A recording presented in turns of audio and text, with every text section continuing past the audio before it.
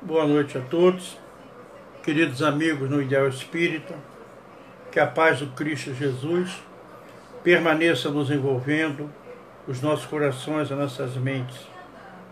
Aqui estamos, Pai amado, unidos e reunidos em seu nome, para, nessa noite de hoje, como todas as noites de quinta-feira, estamos aqui estudando a sua doutrina de amor, as suas palavras de vida eterna, os seus ensinamentos, Pai. E que possamos, nessa noite de hoje, estar com o nosso coração apacentado, a nossa mente aberta, receptivos a essas emanações de amor, essa doutrina de amor, essas considerações que serão trazidas na noite de hoje. Sustenta no Senhor a nossa fé, apacenta o nosso coração, nos amparando, nos protegendo, nos envolvendo, nos iluminando.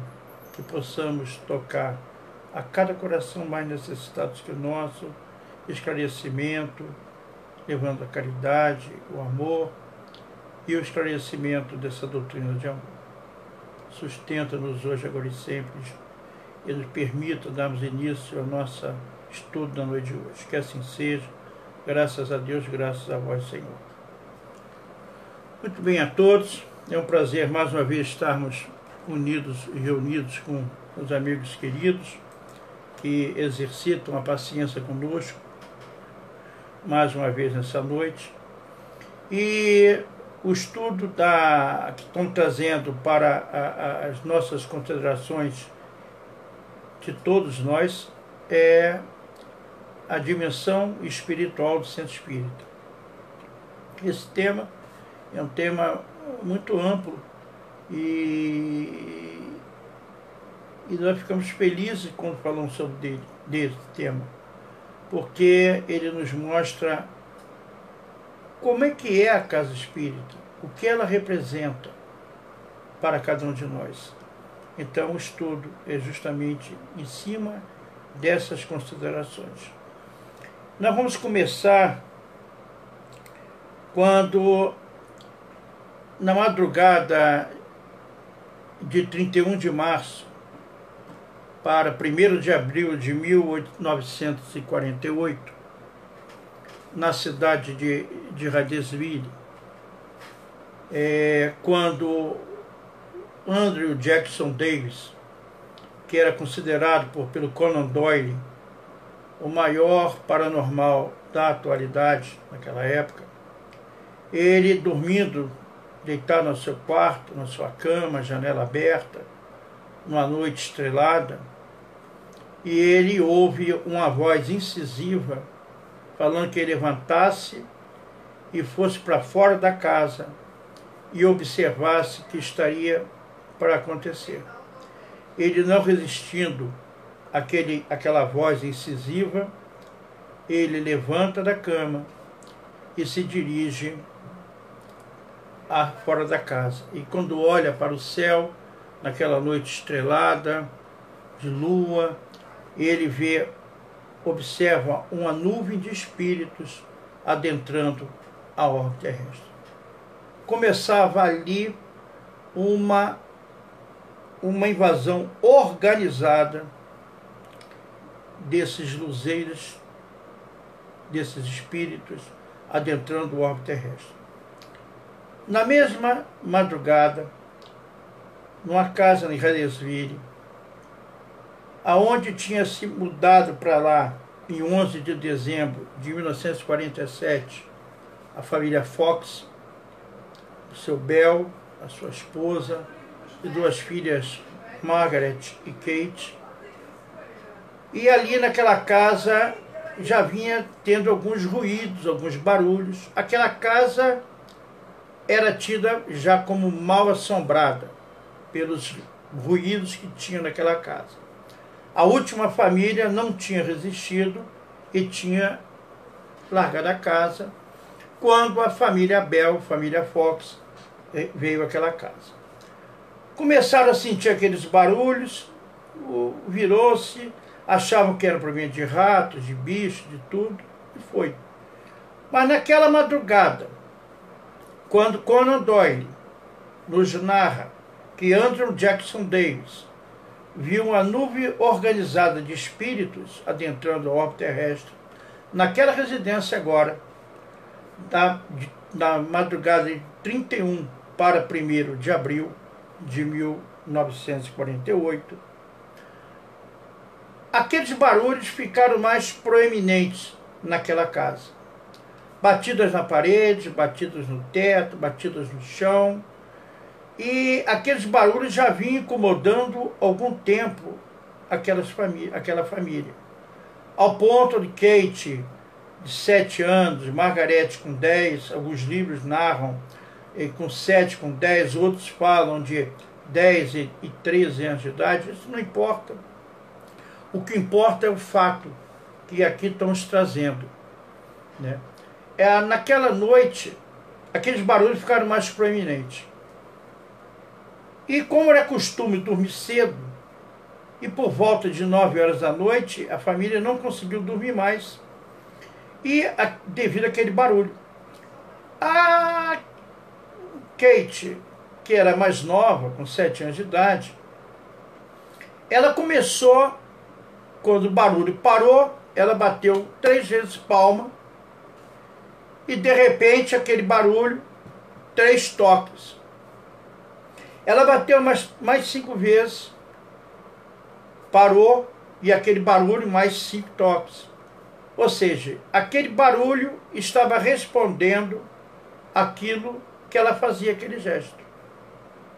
A mãe resolve entrar naquela brincadeira, né, e pergunta quantos filhos ela teve. E vem a batida, tinha tido, foram 5 vezes. Margarete, a mais velha, fala assim: ele errou, mamãe, porque a senhora falou que tinha tido 3 bebezinhos que não nasceram. 3 com 2, Margarete Kate, 5. Ele tinha acertado de novo. Então, esse fato foi um fato marcante. E aí começou aquele barulho veio, eles continuaram fazendo perguntas, aquele barulho vinha respondendo através de toques, e eles perguntaram aquele barulho se poderiam. A Kate falou para a mãe assim: mamãe, amanhã é 1º de abril. Aqui no Brasil, nós comemoramos o dia da mentira, né? E lá também não é diferente. E aí ela: você que não é algum vizinho brincando conosco, mamãe? Mas não era. Aquele barulho. E eles passaram a noite toda fazendo perguntas daquele barulho, com respostas em toques, né? Perguntaram ao barulho se podiam convidar a vizinhança no dia seguinte, se ele continuaria fazendo os barulhos. Convidaram os vizinhos e os barulhos continuaram. Depois convidaram um pastor, seu Dusler, e ali tentaram exorcizar aquela residência. Naquele contato, eles criaram uma tábua de comunicação, né, pelos toques. E aquele barulho, a mãe perguntou em determinado momento se tinha sido assassinado, e ele respondeu que sim, ele tinha sido assassinado. Ela perguntou: aonde? E ele, nessa casa, ele respondeu: nessa casa. Olha só. E ali começou a se entabular essa conversação, e ele conta que aquele barulho tinha sido um caixeiro viajante chamado Charles Brian Rosman, que há muito tempo atrás, muitos anos atrás, pelos idos de 1940, por aí, ele tinha chegado numa noite muito fria, tempestade de neve. Aquela casa, hoje, onde a família Fox mora, é uma casa, era uma estalagem. Ele bate naquela casa, e naquela casa eles são recebidos, né, naquela estalagem. Ele toma um banho, ele era um caixeiro viajante, serve uma sopa quente, ele bebe um pouco mais que deveria beber, né, um vinho muito frio, e começa com a boca mais solta por causa da bebida, e ele começa ali falar para aquela família Bel, que é daquela estalagem, que ele era um caixeiro viajante com as suas malas e tinha amealhado um valor substancial de $500. A Lucrécia, que era governanta daquela estalagem, se anima e fala com ele: amanhã eu gostaria de ver as coisas que você está vendendo. Combinaram assim, foram dormir. Na manhã seguinte, a Lucrécia ouve barulhos estranhos à noite, mas não dá por conta. E na manhã seguinte, quando ela vai procurar o caixeiro viajante, ele já não se encontrava mais ali. Os Bells, a família Bel, deu desculpa que eles tinham saído mais cedo, que tinha que viajar. Ela achou estranho aquilo, o caixeiro sumiu, ela desconfiou da família, descobriu roupas dele ainda dentro da estalagem, e ela tinha ouvido barulho no porão. Comunicou à polícia com as suspeitas dela, foram para lá, cavaram o porão, procuraram se tinha tido algum assassinato ali dentro, cavaram o porão e nada descobriram. Deixou-se, não tem cadáver, não tem prova, mas ficou a dúvida ao longo do caminho. Essas meninas, Margaret e Kate, tinham uma mediunidade imensa, e as pessoas achavam que os barulhos estavam ligados a elas, a Margaret e a Kate. Separaram as irmãs, uma foi morar com o irmão, a Margaret, a Kate foi morar com a tia, mas os fenômenos continuaram, os barulhos continuaram, não pararam. Naquela época, a França, Paris, estava vivenciando todo aquele momento do ilusionismo, do charlatanismo, as pessoas falam que eram espíritas, espiritualistas, trazia aquelas mágicas todas, como se fosse do além, né? E as meninas Fox foram colocadas em público, foram levadas a circos para que desse a comunicação.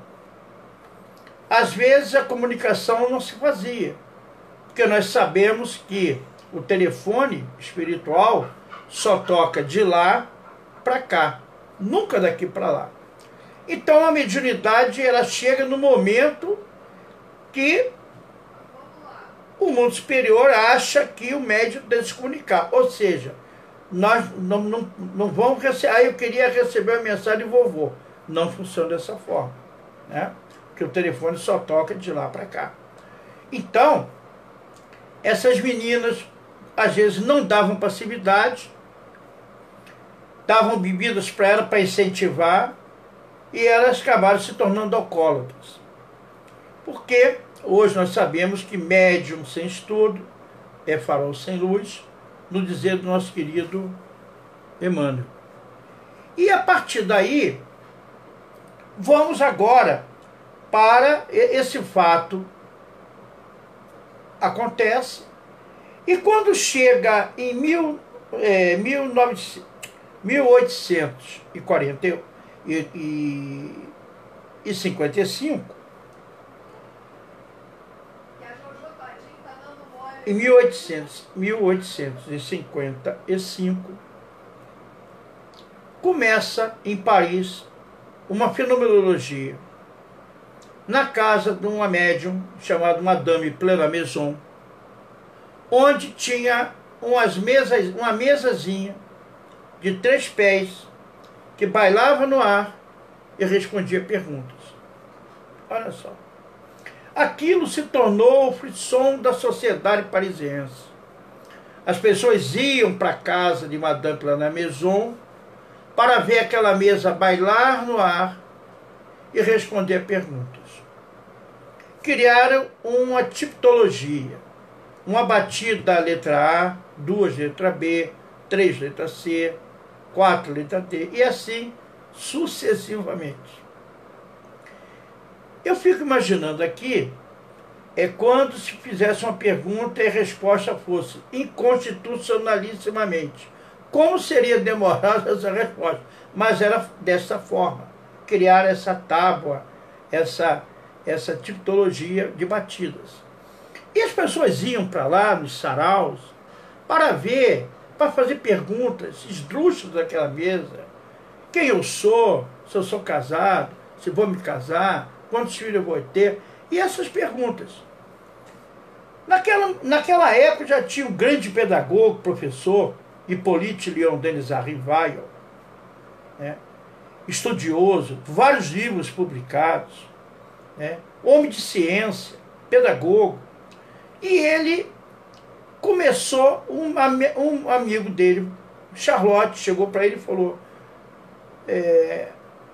professor Hippolyte, tem uma mesa de 3 pés lá na casa de Madame de la Maison que baila no ar e responde perguntas.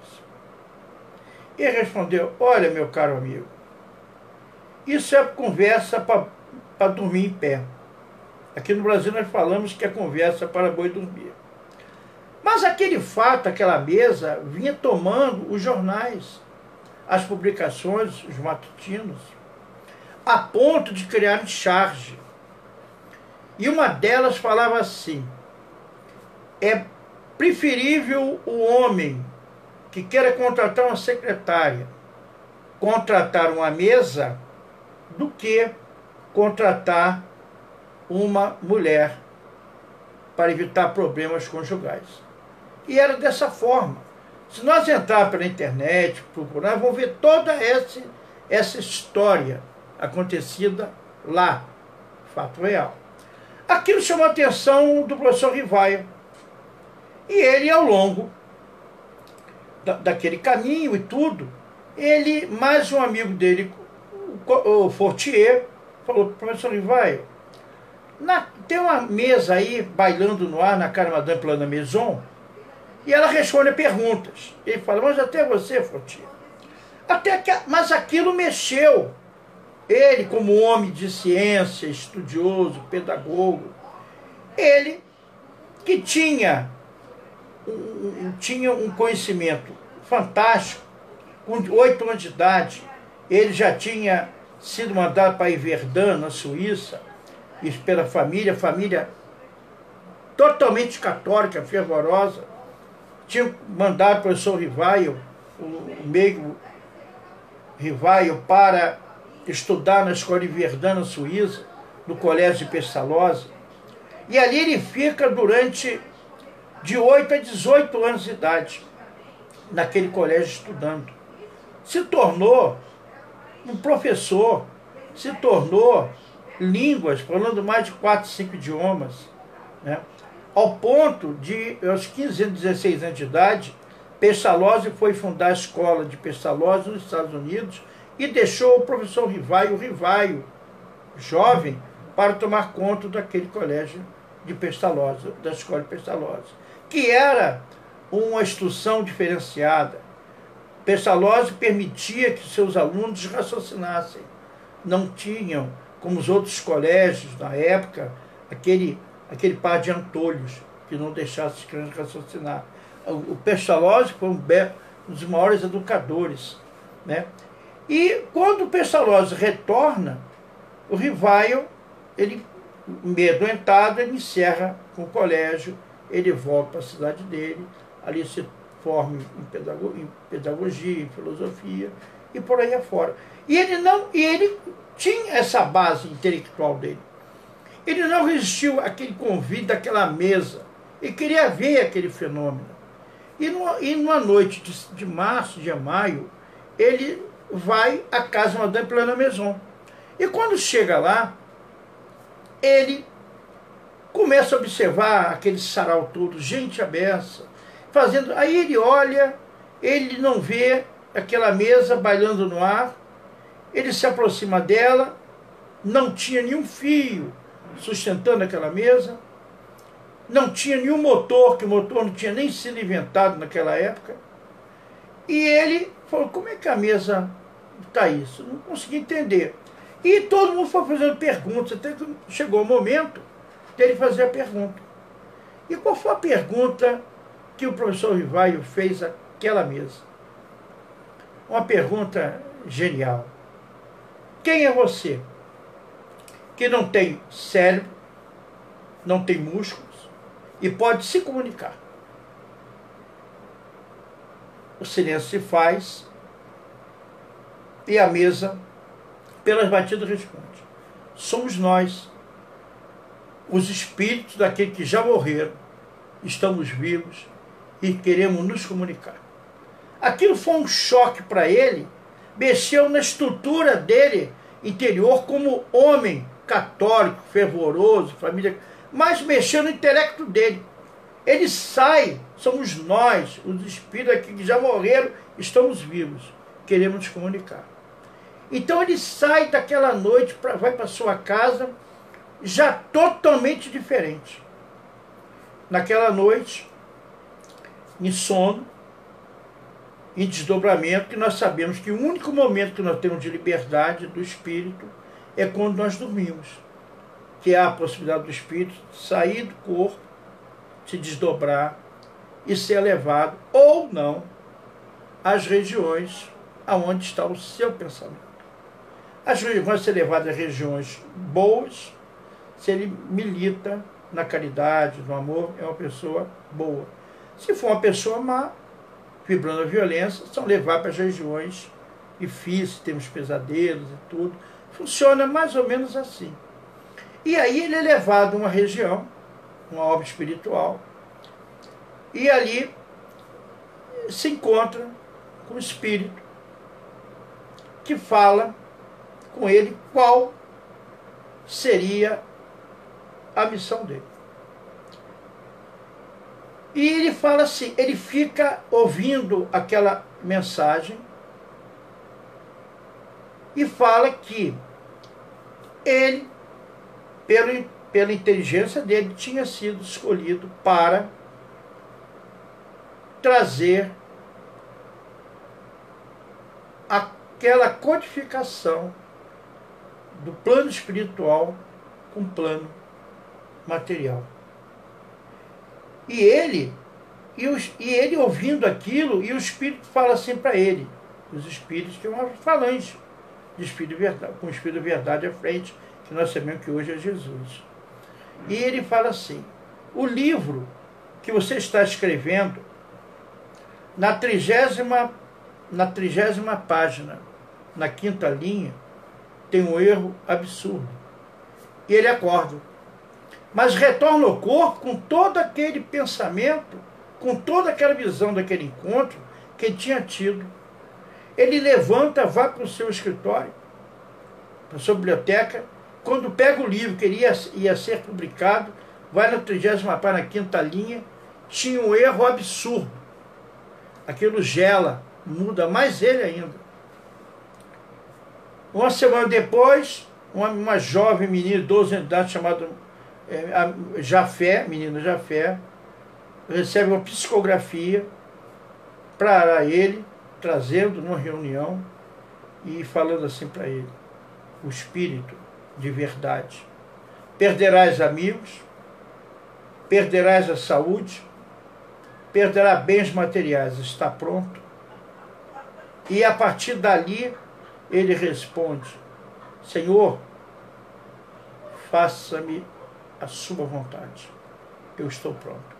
E a partir daquele momento, o professor Rivaio, Hipólito Leão Denis Rivaio, começa a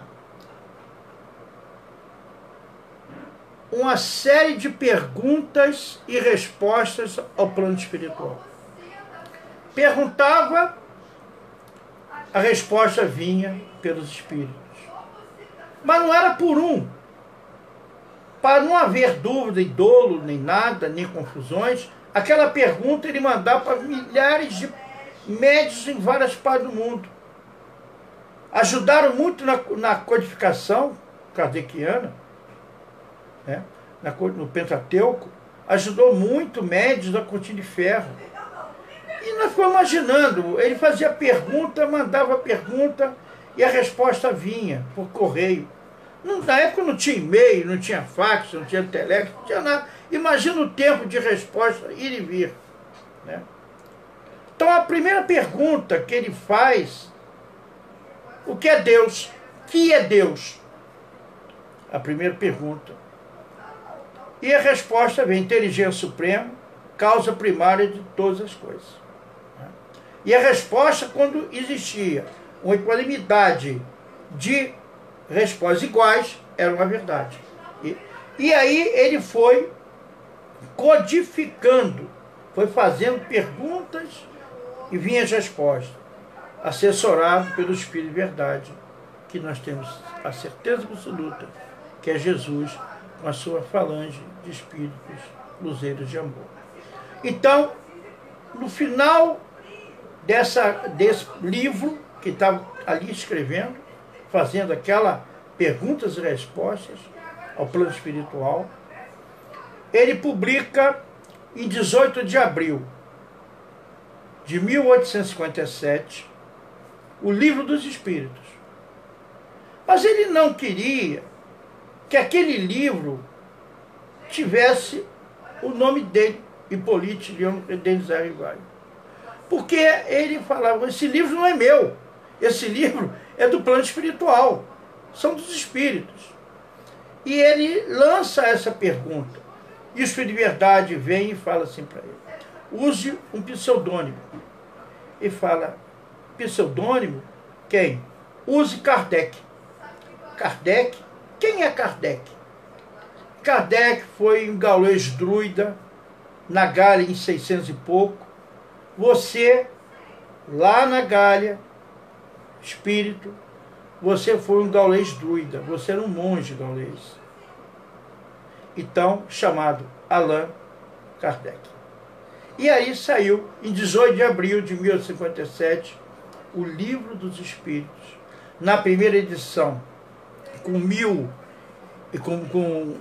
500 perguntas, depois já na segunda edição, abrindo 1019, que são até hoje. Depois, na caminhada, ele lança o Livro dos Médiuns, Evangelho segundo o Espiritismo, O Céu e o Inferno, a Gênese e depois Obras Póstumas. Então, quando ele publica, em 18 de abril de 1857, essa publicação se torna uma revolução na França. Ele usa o pseudônimo, como o nosso querido Bezerra de Menezes usou no Brasil como Max, escrevendo nos jornais, né? Para preservar, porque o livro não era dele, o livro era dos espíritos. Então, esse arrazoar que nós estamos fazendo aqui é justamente quando o livro, 18 de abril, ele fica publicado. Um ano depois, em 1º de abril de 1858, ele faz a publicação da Revista Espírita, que é através da qual se poderia discutir, apresentar as informações doutrinárias e elucidar os temas básicos e ampliar o campo de disseminação da terceira revelação. Que terceira revelação? Primeiro Moisés, segundo Jesus, e a terceira revelação, sem sombra de dúvida, é essa doutrina espírita. Não vos deixareis órfãos, enviarei o meu Consolador. E esse Consolador veio, sem dúvida nenhuma, em 18 de abril de 1857. né, com o livro dos Espíritos. Essa doutrina de amor que nos ampara, que nos envolve, nos esclarece. Como diz o nosso querido Manuel Filomeno Miranda, é a ciência de libertação de consciências e vidas, porque atua na causa das aflições humanas no nascedor do espírito imortal. Eu sempre falo isso, que eu acho essa figuração do Manuel Filomeno Miranda, do espírito Edivaldo Pereira Franco, maravilhosa. Então, ele sentia que tinha que ter a publicação dessa revista para abrir o tema, abrir aquela pergunta, né? Elucidar os temas básicos, as informações, ampliar o campo de entendimento daquelas perguntas. Essa publicação da Revista Espírita se tornou um transtorno para ele, porque os algozes dele, os inimigos do Espiritismo, como diz nosso querido Hermínio Miranda, os aborrecentes das trevas, que tem tempo todo para investir na gente, investiam em cima dele, que não queria que essas realidades viessem à tona. A igreja, né, tinha o seu ponto ali de inflexão. Então ele achava importantíssimo essa revista.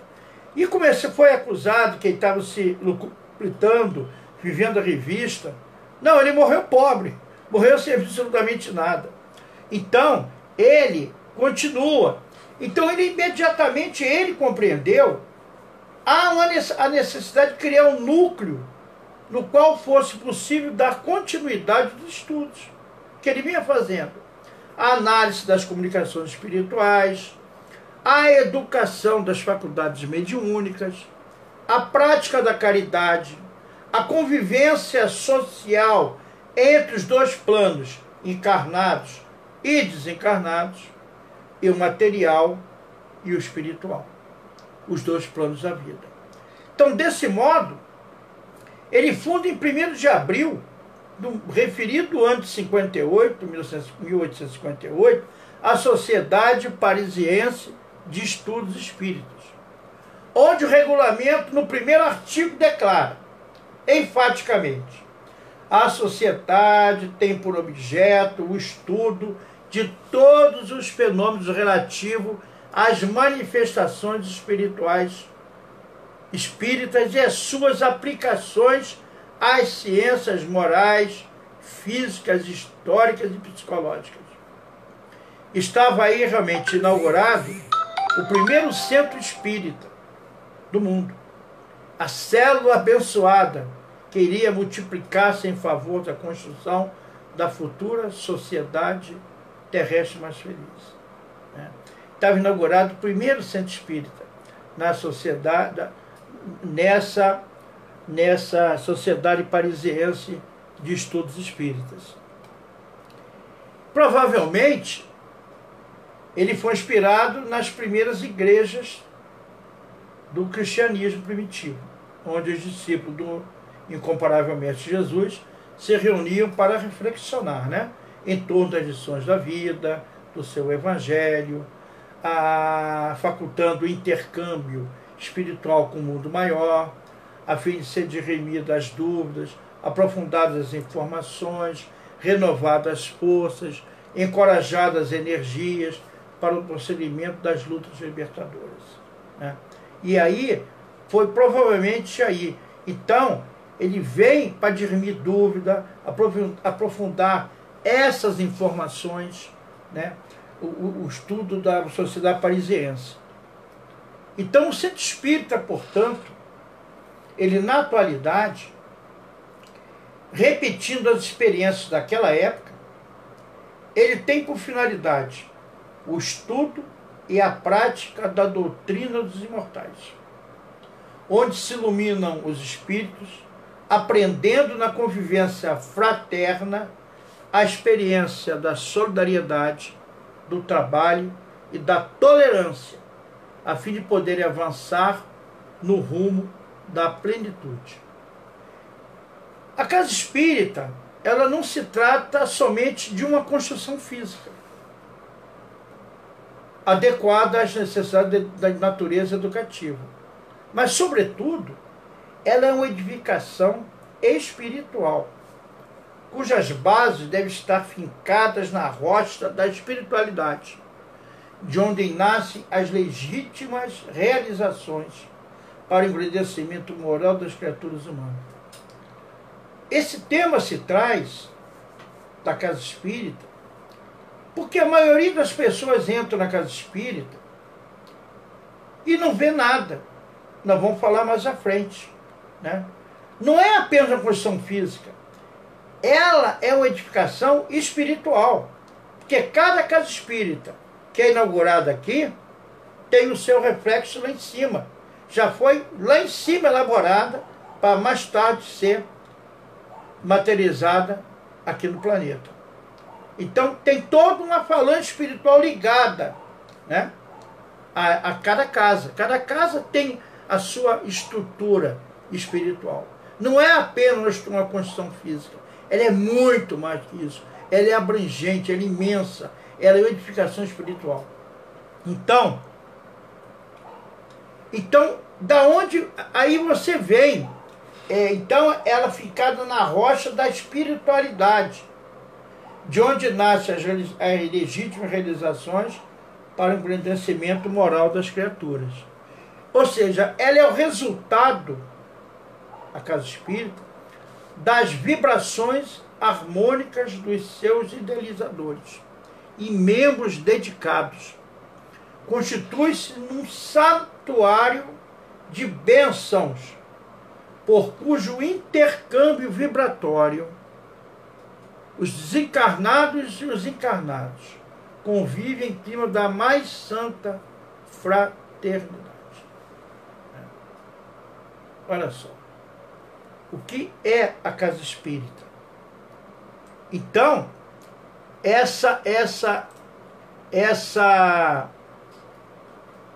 então esse resultado das vibrações harmônicas dos seus idealizadores e membros dedicados. Tem casa espírita aí há anos e anos e anos e anos. Não foi constituída por acaso. Vou fazer uma casa espírita. Não. Esse trabalho é um trabalho árduo, é de responsabilidade. E de quem assume esse trabalho são idealizadores e membros dedicados, se dedicam o tempo todo àquela casa. Eu vejo a nossa casa, o Grupo Espírita Esperança em Cristo, a nossa querida presidente Aguacira fazendo amanhã, eu acho que 86 aninhos, está à frente daquela casa ali o tempo todo, trazendo a caridade, o amor, a doação, a educação mediúnica, a educação moral daqueles médicos que estão ali dentro, a educação, o amparo fraterno daqueles que se aconchegam e chegam naquela casa, né? E outras casas imensas que nós vemos por aí, vemos casas como o nosso querido Grupo Espírita André Luiz, nós participamos 24 anos, da nossa... Avisa, meu irmão. Então, nós vemos a casa do Grupo Espírita André Luiz, no Maracanã, aqui no Rio de Janeiro. Frequentamos essa casa durante 24 anos. Nosso querido Maria Luísa Sodré continua na direção daquela casa, com 88 anos de idade, se não me engano. Então, são responsabilidades que a espiritualidade coloca na mão desses membros de instituir, criar, fundar essas casas. Não é uma casa física. Física ela é de parede, mas é muito mais que uma casa física. Então, o centro espírita, na nossa concepção, ele é um hotel. Hotel. Se surpreenderam? A casa espírita é um hotel, onde o H é o hospital de almas, o O é oficina de trabalho, o T é o templo de oração, o E é escola de educação, educandário, e o L é o lar de corações. É hospital, é oficina, é templo, é escola de educação, é lar de corações. Essa é a casa espírita. Essa é aquela constituição física, mas numa grandeza espiritual incomensurável. Ela é um hospital de almas. A casa espírita é um hospital de almas.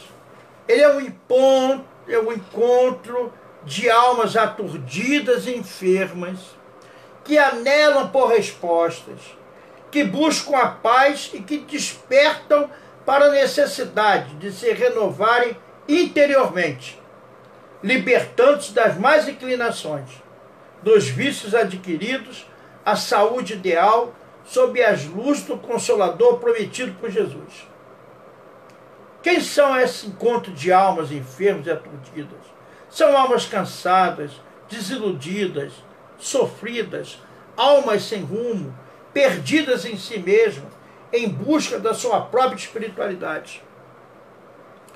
Chegam na casa espírita como o ponto quase final para suas respostas.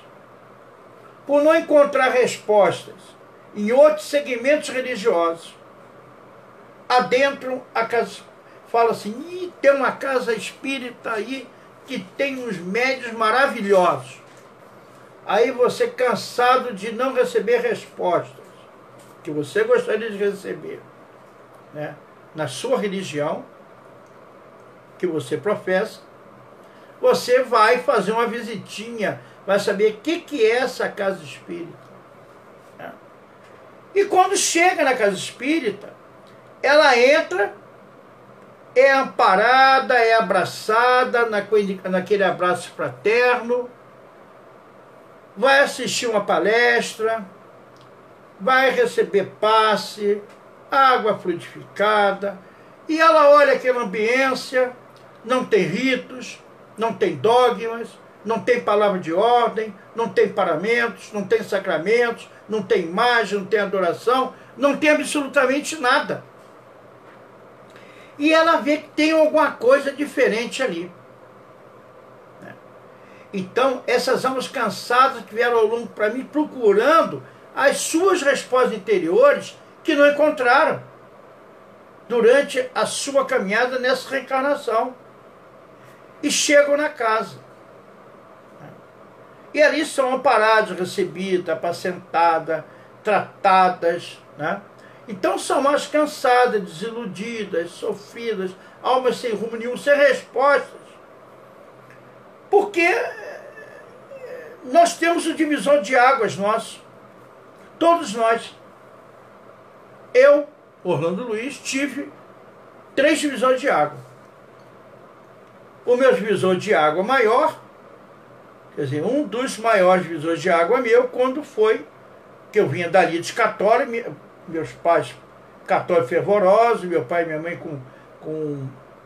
tinham a indulgência papal de Paulo VI, recebia padres em casa, tudo, e eu me formei engenheiro e não aceitava os meus diálogos com os pais perguntando o que é que eu estou fazendo aqui, de onde eu vim, o que eu estou fazendo aqui, para onde eu vou, porque nas crianças cegas, surdas, mudas, especiais, corpo deformados, outro nas favelas, nas maçadas, nas misérias, outro no leito de dor, esquálidos, com corpos disformes, outros nascem lindos e maravilhosos na mansão e outros nascem em corpos esquálidos. E as respostas das religiões não era nenhuma.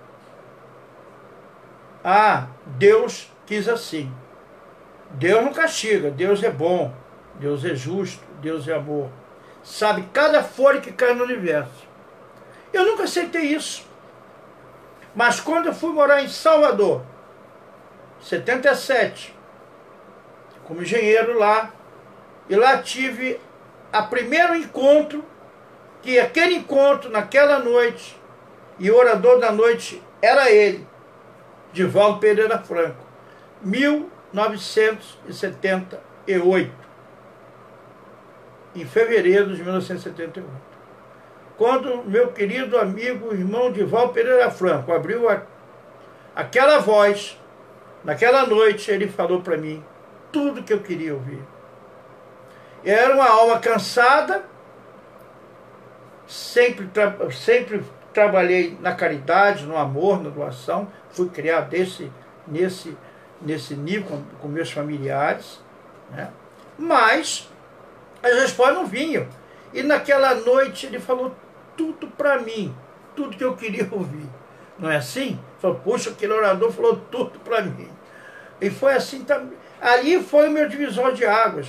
Procurei conversar com o Divaldo, mais de 20 minutos. Depois saímos dali, passei na livraria, comprei todos os 5 livros do Kardec, do professor Rivaio. Cheguei em casa com aquela montoeira de livros. Minha esposa católica, minha esposa não me perdoou até hoje. E aí nós estamos na lida.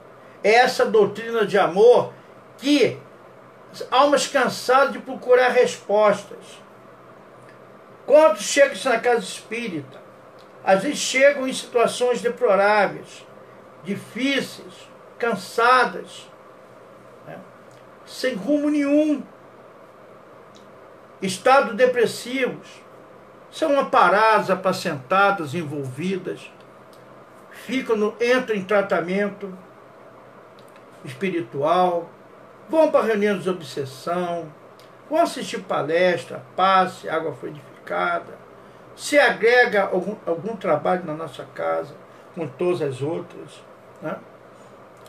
E, de maneira que chegou 3, 4, 5 meses depois, está no estado totalmente reconhecível do ponto que chegou. Para bom. Ninguém reconhece mais aquela pessoa. A sua mudança, o conforto de receber, né? aquele conhecimento, né? Por que nós estamos sofrendo? Né? Por que nós estamos passando com as nossas dores, as nossas dificuldades, as nossas agonias, as nossas tristezas? Essa doutrina de amor nos esclarece tudo isso. É o consolo, é o consolador prometido que o Cristo nos deixou. Não vos deixareis órfãos, enviarei meu consolador. E aquelas pessoas que chegam a casa, às vezes não ficam. Saem dali, boas, e somem. Passam 3, 4, 5, 6 meses. 6 meses depois retornam a casa de novo. Em estado deplorável, pior que tinham chegado lá atrás. E querendo saber o porquê voltou todo aquele processo com ela. De dor, de dificuldades, de agonia, de tristeza, de desilusão. A resposta é apenas uma. Fizeste sua reforma íntima, fizeste a sua modificação interior, né? Então, é esse hospital de alma que nos consola, né? Que traz o lenitivo, nos traz o lenitivo para nós. Então, é um hospital ou não é um hospital? É o atendimento ali dos doentes da alma, que somos nós, né? Nós estamos todos doentes da alma, em maior e menor condição, mas todos estamos doentes da alma. Estamos aqui nesse planeta, né, tentando nos melhorar para parar as nossas arestas do ontem, para reconciliar com os nossos inimigos enquanto estamos a caminho, né, no dizer de Jesus. Então essa justamente é o seu hospital de almas. Em certos momentos das nossas vidas, nós percebemos que somos imortais, que nós somos espíritos provisoriamente revestidos de um corpo físico, e que a vida no plano terreno é impermanente. Ela tem a brevidade de uma viagem, né? Curta e rápida, na trajetória evolutiva que a todos compete empreender, né? É uma viagem. Não vão ser desse planeta, desse corpinho bonito aqui, não vão levar nada, nem a roupa do corpo. Nós vamos levar aquilo que nós plantamos de bom e de ruim também, né? Vamos trabalhando, fazendo nosso esforço, fazendo a reforma íntima, vendo o aprendizado, né? Mas ela também, a casa espírita, é oficina de trabalho. É oficina de trabalho edificante, onde nós podemos doar um pouco do nosso tempo para ajudar através das várias atividades que a casa espírita nos oferece. E com isso, vamos evitar que a nossa cabeça permaneça vazia. Cabeça vazia é oficina do, como diz nossos queridos irmãos, oficina, e católico também, do diabo, coitado do diabo, paga todas as culpas. Cabeça vazia, hora vazia, né?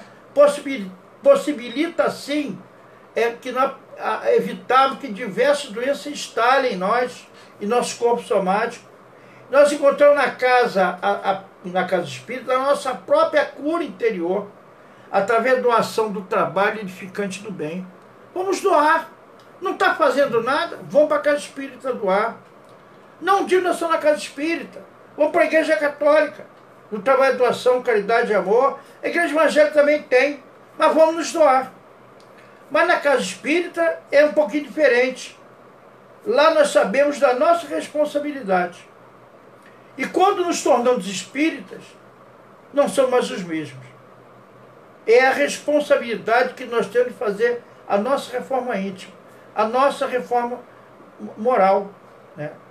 E tem reconhecer o verdadeiro espírito pela sua transformação moral e o esforço que ele faz para dominar as suas más tendências. Somos nós, e somos os mais cobrados. Porque a hora que nós pisamos dentro da casa espírita, nós sabemos isso, né? Aprendemos isso. E aí muda todo esse panorama, né? Essa realidade. Então, estamos sem fazer nada, temos tempo disponível, vamos para a casa espírita, vamos nos doar no trabalho de caridade e amor. Cabeça vazia? Nunca. Então a casa é oficina de trabalho.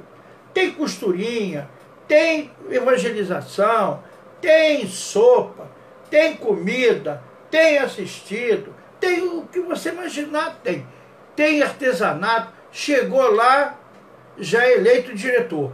Eu sempre brinco assim, né? Onde eu posso ajudar? Espaço, não falta trabalho para ninguém. Tem muito trabalho. Poucos querem se doar efetivamente, né? Na doação do trabalho de caridade e amor ao próximo. Então, é oficina de trabalho. Mas também ela é templo de oração.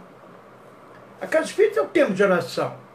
Ele é destituído de ritualista, de cerimonial, não tem culto, não tem rito, não tem credo, não tem dogma, não tem palavra de ordem, não tem paramento, não tem sacramento, não tem imagem, não tem nada. Não tem adoração.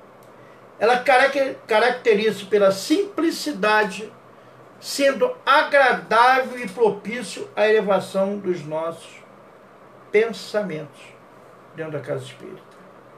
Aquela reunião light, tranquila, serena, é aquela musicazinha, é o amparo, o abraço, o aconchego, que hoje nós sentimos muito perante a pandemia que se encontra, que está envolvendo esse planeta todo, né?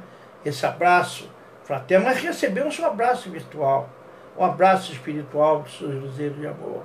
Então, essas expressões da ação da caridade, dos nossos elevação de pensamentos, em todas as nossas expressões, nas suas dependências da casa, devem ser preservados os valores morais, a compostura, a dinâmica do amor, a fim de que exista uma perfeita sintonia com Deus, com Jesus e os espíritos nobres, tornando o ambiente saturado por sutis vibrações que propiciam a paz e a renovação. Esse templo de oração, ele é definido pelo nosso querido Viana de Carvalho, o reformador de outubro de 1995. Mas também a casa espírita é a escola, né? Os nossos amigos espirituais sempre nos ensinaram a considerar os centros espíritas como a escola mais importante da nossa alma. Porque é no templo espírita que nós recebemos de outros e podemos doar de nós mesmos valores que servirão a cada um de nós para a vida eterna. Essa palavra do nosso querido Emmanuel. Então, os nossos amigos espirituais sempre nos ensinaram a considerar o centro espírita como a escola mais importante da nossa alma. E é uma verdade. Porque é no templo espírita que nós recebemos dos outros e podemos doar de nós mesmos os valores que servirão a cada um de nós para a vida eterna. O templo espírita é, na essência, um educandário em que as leis do ser, do destino, da evolução e do universo são examinadas claramente, fazendo luz e articulando orientação. Mas, por isso, não deve converter-se num instituto de mera preocupação academicista. A cada um as suas obras. A casa espírita é um estudo constante. É na casa espírita, esse educandário, que nós vamos nos agregar. Vamos partilhar dos cursos, dos seminários, das palestras, do estudo sistematizado, dos livros dos espíritos, o livro dos médios, o Evangelho segundo o Espiritismo, Céu e Inferno, a Gênese, Obras Póstumas, outros livros de obras de André Luiz. Todos esses estudos tem dentro da casa espírita. Porque médio sem estudo é farol sem luz. E todos nós somos médios, em pequeno ou grande potencial. Né? Então a doutrina espírita é um estudo constante, ad eterno. Mas ela nos dá uma responsabilidade muito grande. Né? Ela nos dá responsabilidade quando estudamos, aprendemos. E temos acesso a informações que mexem com o nosso interior. Né? Mexe muito com o nosso interior. O nosso querido André Luiz, espírito, ele fala que basta 1 minuto da consciência espírita para ter mas basta 5 minutos da consciência espírita para ter uma responsabilidade de mudar esse planeta. O Emmanuel, mentor de Chico, ele é mais contundente. Ele nos fala que basta apenas 1 minuto de conhecimento espírita para termos essa responsabilidade de mudar esse planeta. E todos nós que aqui estamos, espíritas ou simpatizantes, nesse canal, nesse estudo, temos muito mais que 1 minuto. E vamos chegar no plano espiritual e sermos cobrados o que nós fizemos desse conhecimento. Então a responsabilidade, ela muda. A nossa reforma íntima, a nossa reforma moral, quando Cristo nos pediu isso há 2000 anos atrás, a mudança do homem velho para um homem novo. E vem o Consolador prometido, a doutrina espírita, nos pedindo justamente isso. A mudança do homem velho, arrogante, prepotente, egoísta, vaidoso, orgulhoso. Tudo que fomos lá atrás continua sendo hoje. Então é na casa espírita que nós vamos, dentro desse educandário, vamos realmente aprender isso tudo. Mas vai modificar a nossa vida. Então ela é a escola de educação integral, por facultar aprendizado das leis da vida, incumprindo o nosso íntimo, de maneira que sejam renovadas as nossas atitudes e os nossos comportamentos, em benefício próprio e do próximo, no rumo do Cristo Jesus, do Pai. Então, mas também é o lar. É o lar. O templo espírita é um lar, revivendo o cristianismo. É um lar de solidariedade humana, em que os irmãos mais fortes são apoio aos mais fracos, em que os mais felizes são trazidos ao amparo dos que gemem sob o infortúnio. É o lar de esclarecimento e consolo, renovação e solidariedade, em cujo equilíbrio cada coração que lhe compõe a estrutura moral se assemelha à peça viva de amor na sustentação da obra em si. Esse texto está no livro Estudo de Vida, do nosso querido Chico Xavier. Igualmente, é o lar que propicia a legítima fraternidade, no qual se limam as arestas dos desentendimentos e se trabalham os sentimentos de união e de unificação, objetivando o serviço de libertação de consciências e a conquista da paz, né? Limar, aparar as nossas arestas, as nossas mágoas, os nossos milindres, né? E na casa espírita nós vemos isso, né? Nós somos complicados e estamos ali para nos melhorar, para parar essas arestas, limar esses ressentimentos, mágoas, ódios, né? O objetivo é que o serviço da libertação da nossa consciência e da nossa paz. Então é, portanto, no âmbito do centro espírita que exercitamos o amor em suas várias gradações. Aprendemos a perdoar. Treinamos a paciência e a tolerância. Aprendemos em simultâneo a ter respeito e disciplina no trato com as coisas espirituais. Ou seja, acolher, consolar e esclarecer. Exercitar o amor em suas várias gradações. Aprendemos a perdoar, não 7, mas 70 vezes 7, cada erro. Treinamos a paciência e a tolerância. E aprender simultâneo a ter respeito e disciplina num trato com as coisas espirituais. Eu sempre brinco e digo, ser espírita na casa espírita é mole. O problema é quando sai do portão para fora. Esse é o nosso educandário, que nós temos a exercitar às 24 horas do dia.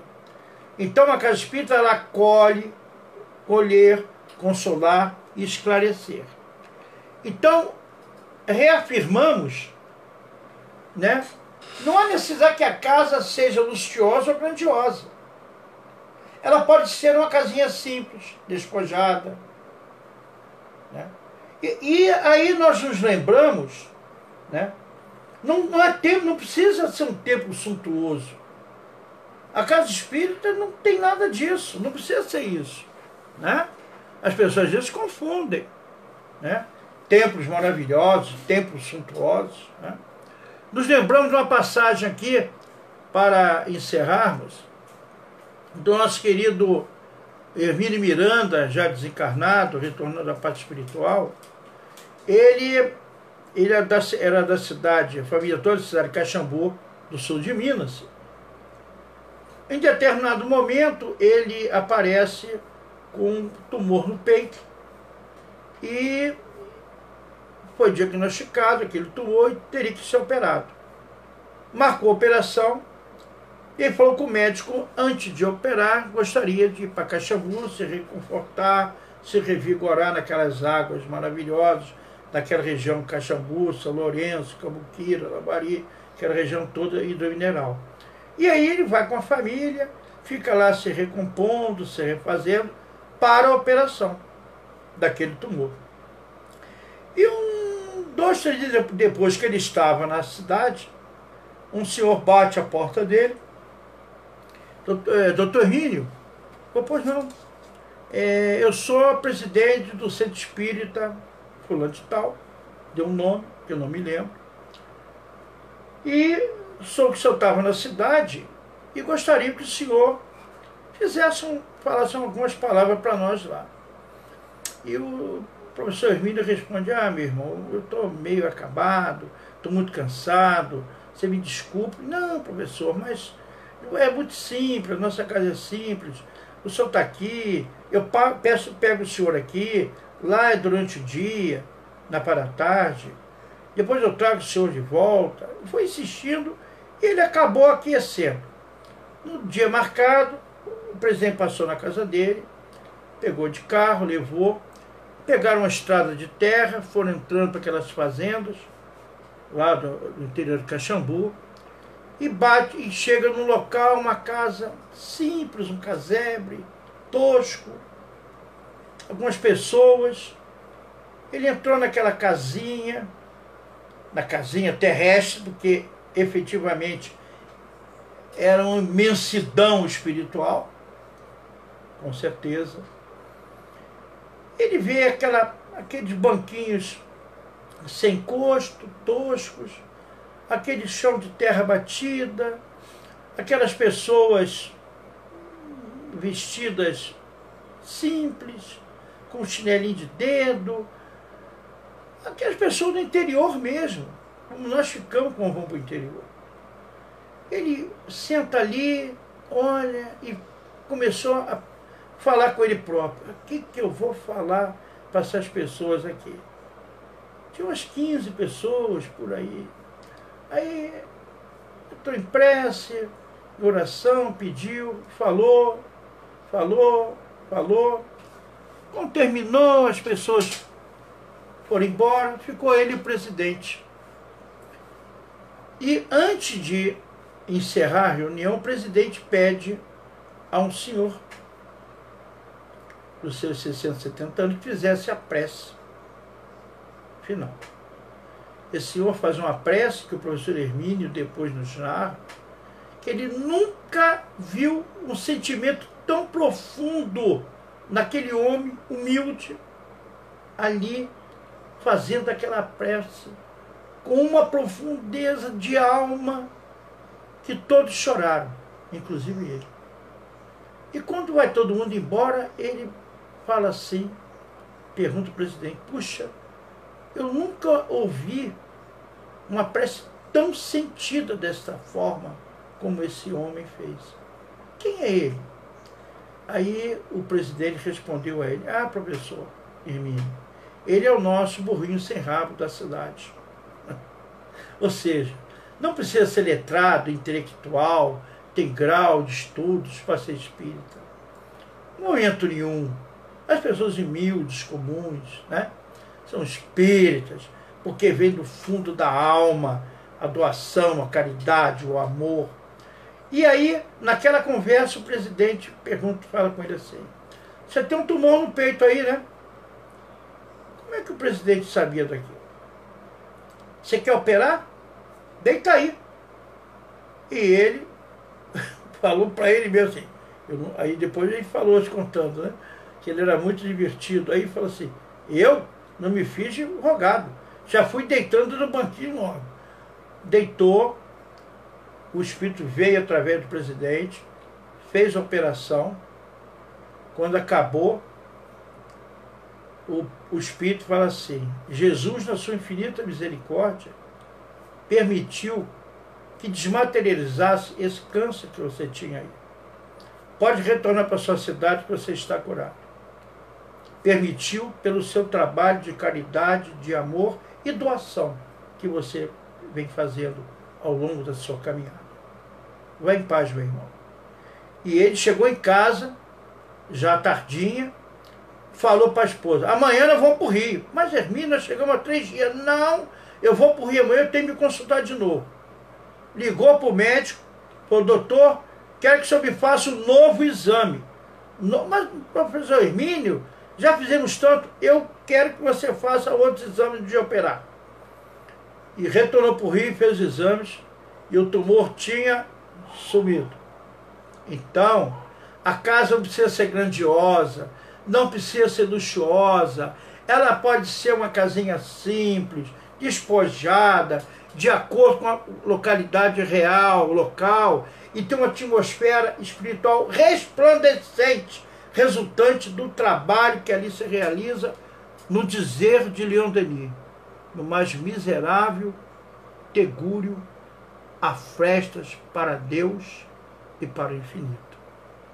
Que o Cristo Jesus, esse amigo incondicional, que possamos fazer da nossa casa espírita esse hospital de almas, esse templo, essa escola, esse educandário, ou essa oficina de trabalho. Podemos fazer ali o nosso crescimento moral e espiritual. Que o Cristo Jesus permaneça nos envolvendo, nos harmonizando, nos sustentando na nossa fé como espíritas. Sustenta-nos, Senhor, apacenta o nosso coração, apacenta, abra nossa mente para as realidades espirituais, para esse Consolador prometido que nos deixaste há 2000 anos atrás, Senhor. Envolva-nos, apesar das nossas dores, dificuldades, agonias, apesar desse momento ímpar que estamos vivenciando esse planeta com a pandemia do Covid-19, envolva a cada irmão do caminho que se encontra em prova, como todos nós nos encontramos nesse momento, Senhor. Que o seu manto de amor envolva a cada irmão que se encontra em prova.